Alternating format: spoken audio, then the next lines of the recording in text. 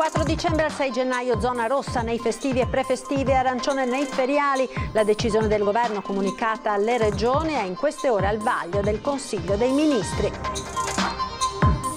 Nel frattempo, dalle 14 di domani sabato scatta l'ordinanza regionale del Veneto. Zaia, pressione altissima sugli ospedali, era necessario intervenire.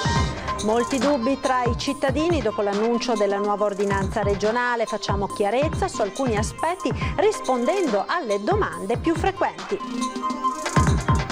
Approvato il bilancio regionale di previsione 2020-2022, il presidente Zaia ancora una volta senza tassare i veneti.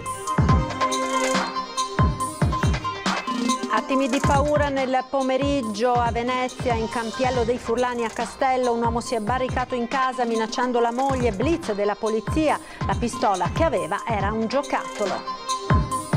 Anche in Veneto, come in molti tribunali italiani, cresce la protesta dei magistrati onorari da decenni precari della giustizia.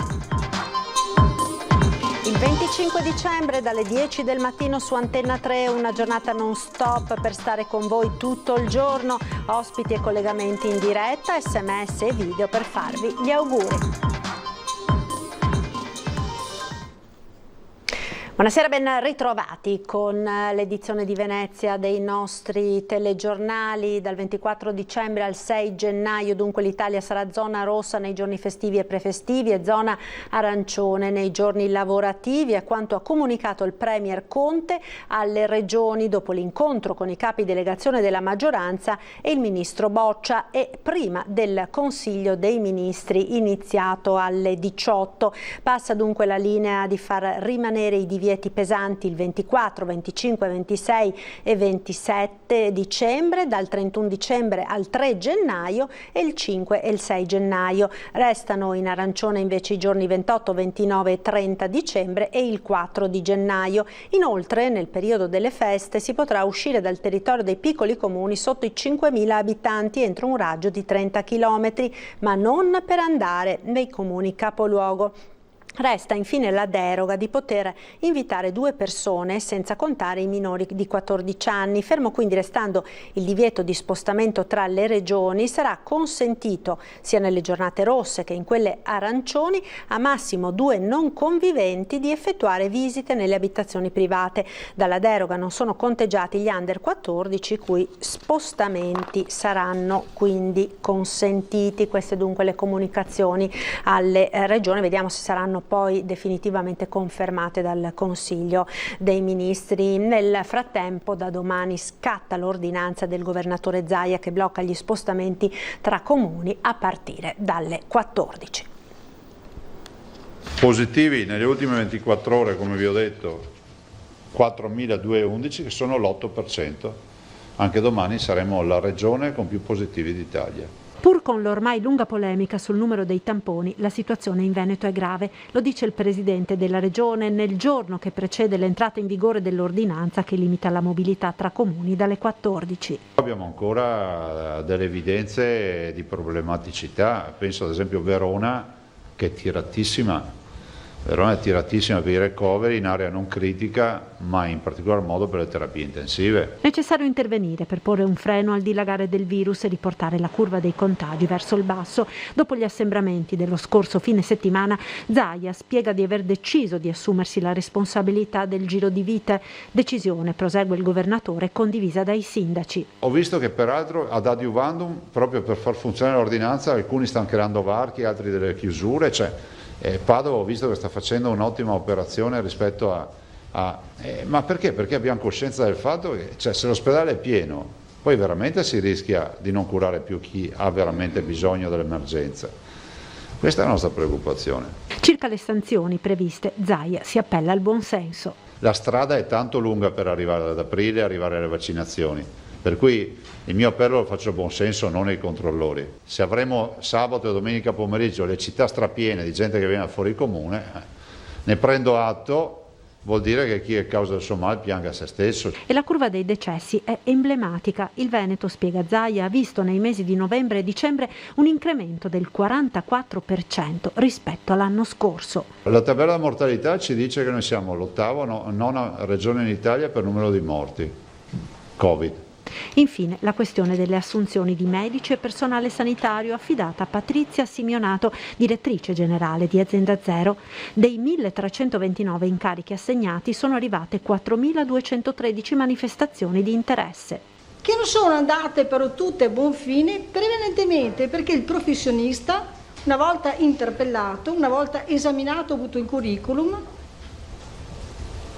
non ha manifestato interesse all'incarico in quanto spesso chiedeva di essere assegnato ad un'area non Covid.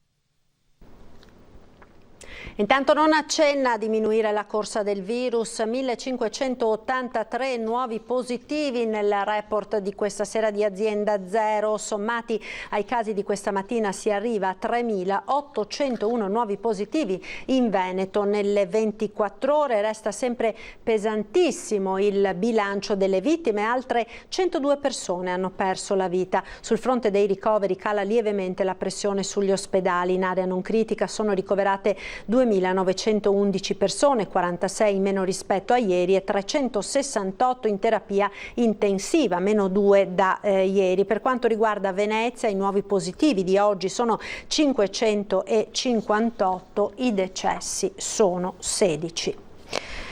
E sono tante le telefonate dei cittadini dopo l'annuncio ieri della nuova ordinanza regionale. Cerchiamo quindi di fare chiarezza su alcuni aspetti rispondendo alle domande più frequenti. Dal 19 dicembre al 6 gennaio i confini comunali chiuderanno alle 14. È questa la novità della nuova ordinanza firmata dal governatore Zaia. Ci si potrà muovere per lavoro, studio, salute e necessità, per matrimoni o funerali, per andare a prendere i bambini a scuola. Le attività produttive e commerciali resteranno aperte, ma i clienti saranno solo i residenti del comune. Che cosa significa? Le risposte ai dubbi maggiori sono giunte nel corso del punto stampa dall'avvocato della Regione. Il primo aspetto riguarda il cibo da asporto o domicilio. Il domicilio, cioè lo spostamento dell'operatore verso il cliente, è un'attività lavorativa e quindi sempre ammessa. Al contrario, incorre in quelle restrizioni di cui si diceva prima. Il cliente non ci dà, può ordinarla e il pizzaiolo la può portare a casa. Ma se devo andare al ristorante o a pranzo dai genitori, Botteone è molto chiaro. Il rientro presso la propria abitazione è sempre ammesso, quindi mi permetto di dire che di per sé non è vero che sia obbligatorio il rientro entro le 14, non c'è scritto questo. Con sé bisognerà avere l'autocertificatazione ed eventuali scontrini a testimonianza di ciò che si è fatto. Il rientro da attività legittime e giustificate, svolte eventualmente anche in deroga all'orario, è sempre giustificato. L'importante è far vedere che si svolgeva un'attività legittima. Idem per le seconde case all'interno della regione. Il raggiungimento della seconda casa tiene conto del fatto che in questo periodo è particolarmente frequente e che di per sé non comporta un assembramento. Restano invariate fino a nuovo DPCM le disposizioni nazionali. Approvato il bilancio di previsione 2020-2022 della Regione Veneto. Sentiamo. Un bilancio coerente, sobrio e soprattutto tax free vede il Veneto capace di non tassare i propri cittadini e di continuare a erogare servizi in un'eccellenza che la vede tra le prime regioni d'Italia in termini di servizi erogati ai propri cittadini. Come aveva promesso il Presidente Luca Zaia, per il bilancio di previsione 2020-2022 non sono previste tasse per 1.219 milioni fra mancata applicazione dell'IRPEF e rinuncia all'imposizione del ticket regionale.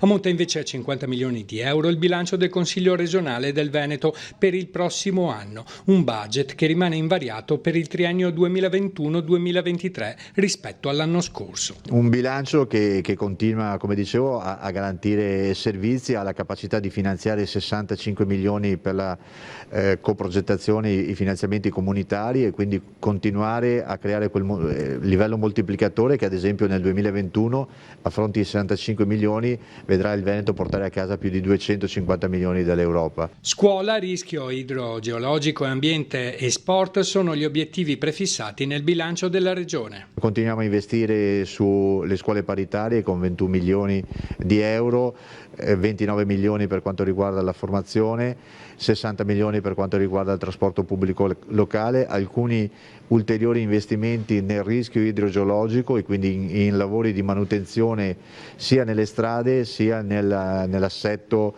di un nostro territorio che, come viviamo tutti i giorni, è colpito anche da frane e da continue alluvioni. Attenzione all'ambiente con soldi dedicati anche alla sistemazione di alcune discariche del nostro territorio, insomma credo un bilancio contemporaneo che tiene conto delle risorse che abbiamo a disposizione ma che permette al Veneto di vedere anche la forza di finanziare un grande evento come sarà il Mondiale 2021 di sci.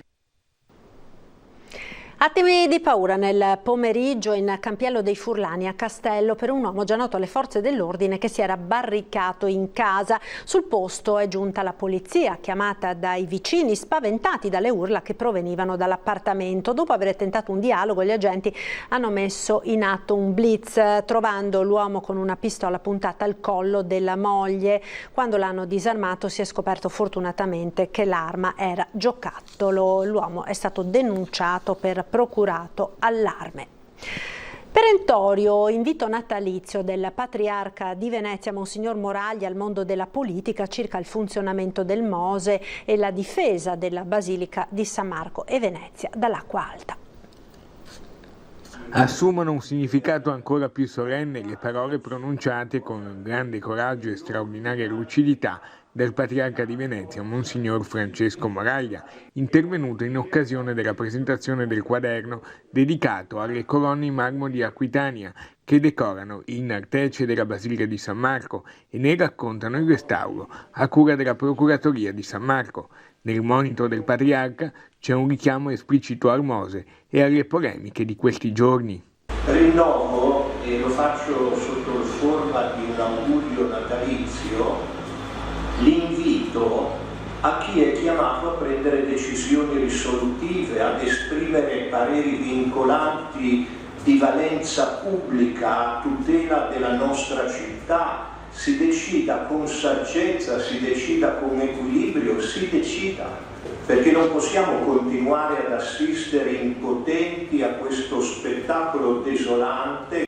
A Natale la messa di mezzanotte della vigilia sarà anticipata alle ore 19:30. Il giorno di Natale, invece, il patriarca presiederà alle 10 la celebrazione che Antenna 3 trasmetterà in diretta. Infine ha confidato: ormai da parecchi mesi porto in me due pensieri. Il primo è la constatazione quotidiana che la città, nella sua straordinaria bellezza, appare un deserto.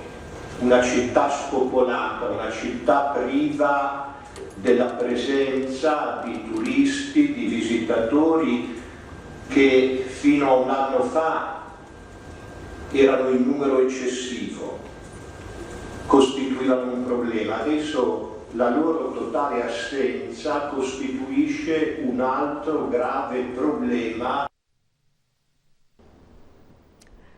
Ed ora ci fermiamo per qualche istante di pubblicità, tra poco.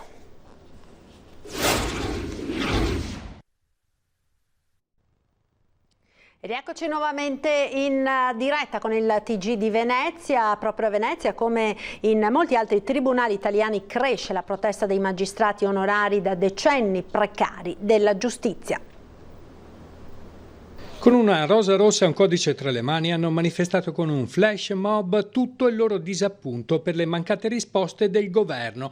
Una rappresentanza dei giudici di pace, giudici onorari di tribunale e viceprocuratori onorari di tutto il Veneto si è ritrovata di fronte all'ingresso del Tribunale di Venezia a Rialto per dimostrare solidarietà ai colleghi di Palermo e di Parma che hanno intrapreso uno sciopero della fame dopo la mancata attuazione della sentenza della Corte di Giustizia Europea che ha riconosciuto ai magistrati onorari gli elementari diritti di adeguata retribuzione, malattia, ferie, maternità e tutele di cui ad oggi sono attualmente privi. A dimostrare loro solidarietà anche il presidente del Tribunale di Venezia. Un augurio che la vostra vicenda e le vostre giuste rivendicazioni trovino finalmente una risposta da parte del Ministero. Senza il loro apporto molti settori sarebbero non malfunzionanti, ma sarebbero addirittura non funzionanti. Come non bastasse, se entrasse in vigore la cosiddetta riforma Orlando, si limiterebbe l'attività di udienza dei magistrati onorari con ulteriore riduzione dei compensi già al minimo. L'emergenza Covid inoltre ha fatto esplodere una situazione già da troppo tempo in attesa di correttivi. In caso di malattia i giudici onorari non hanno diritto ad alcun ammortizzatore, non essendo loro riconosciuta assistenza sanitaria e previdenziale. 2 di noi sono già morti, sono già deceduti e hanno contratto il virus.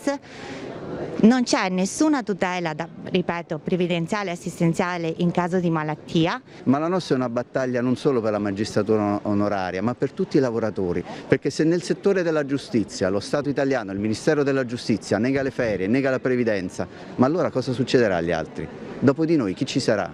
Quindi per questo sui diritti non si arretra. Sembra quasi che noi che facciamo il diritto lo amministriamo tutti i giorni, non siamo degni di essere titolari di diritti che spettano a qualunque tipo di lavoratore.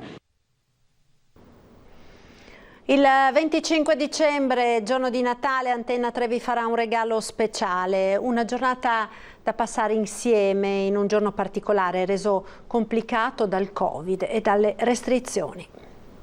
E buongiorno, ben ritrovati in diretta a questa edizione straordinaria che avevamo annunciato per seguire. Sarà un Natale diverso, un Natale difficile, un Natale in casa, ma noi per voi ci saremo, come sempre. Il 25 dicembre alla vostra festa è con Antenna 3, una non-stop tutta la giornata in compagnia della nostra emittente, un Natale ricco di voci, testimonianze, immagini, storie e auguri. Per non farvi sentire soli, per stare insieme.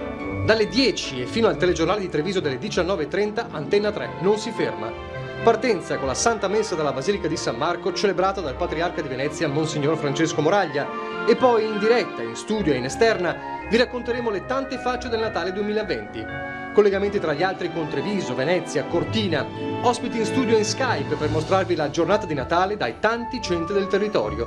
E poi la musica, balsamo per curare le ferite del Covid. Concerti e canti per condividere insieme un giorno diverso dagli altri, soprattutto in quest'anno. Senza dimenticare il filo diretto con voi telespettatori. Al numero 351 175 5340 potrete mandare SMS e anche i video con i vostri auguri di Natale. Auguri a tutti o a chi vi sta più a cuore. Uniremo le vostre voci con quelle dei vostri cari distanti e con i quali non potrete passare la festa. Vi daremo la possibilità di farlo insieme a noi in questo Natale a casa con Antenna 3. Torniamo in diretta, siamo sempre in diretta. Ed è tutto per questa edizione veneziana dei nostri TG, grazie per essere stati con noi, uno sguardo alle previsioni del tempo con il meteo, buon proseguimento con Antenna 3, arrivederci.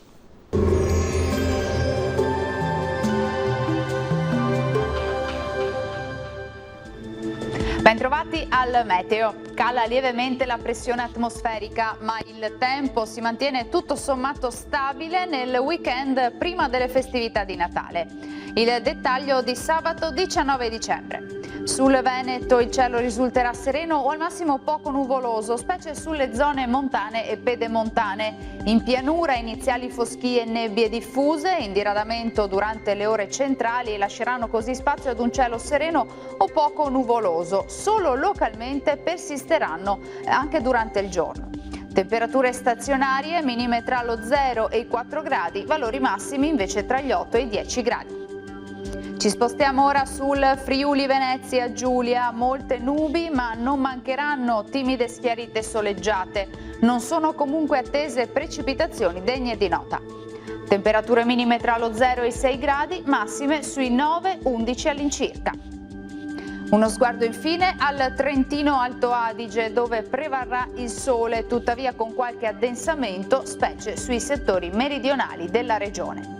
Temperature minime intorno allo 0-1 grado, massime sui 7-8 all'incirca. Dal meteo di Antenna 3 per ora è tutto, grazie per l'attenzione e arrivederci.